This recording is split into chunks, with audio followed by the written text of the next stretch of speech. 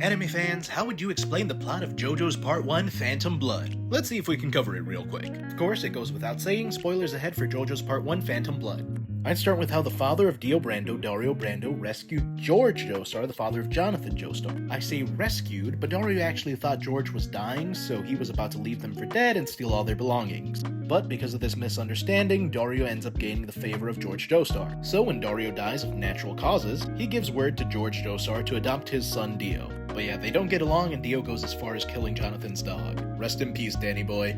And as they grow up, Jonathan sees more and more how evil Dio truly is, as Dio has been poisoning their father, George Joestar. I mean, not that Dio ever saw George as his real father anyways.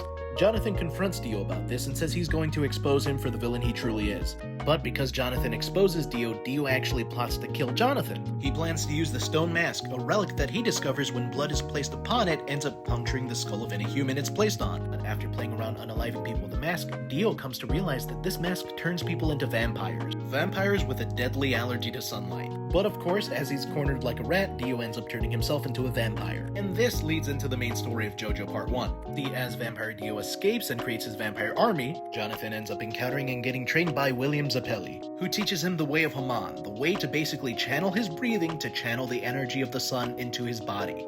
Then Jonathan and his motley crew of warriors head out to fight Dio and his vampire army. But ultimately, Jonathan and Dio end up in their final encounter, which everyone believes leads to Dio's ultimate demise. However, after heading out on a honeymoon with his lovely new wife Irina, who happens to be pregnant, Jojo ended up getting cornered by the head of Dio that planned to take over Jonathan's body. Now this all happened on a ship, mind you, so after ensuring the safety of his wife and a baby that was nearby, Jonathan passes, welcoming the flames around them as he holds onto Dio's head, so Dio's head is unable to escape. But yeah, that was basically the plot of JoJo's Bizarre Adventure Part 1 Phantom Blood. If you remembered any details that you felt were really important to the story, go ahead and remind me in the comments down below. If you can, like, save, and share this video, and drop me a follow if you're not already.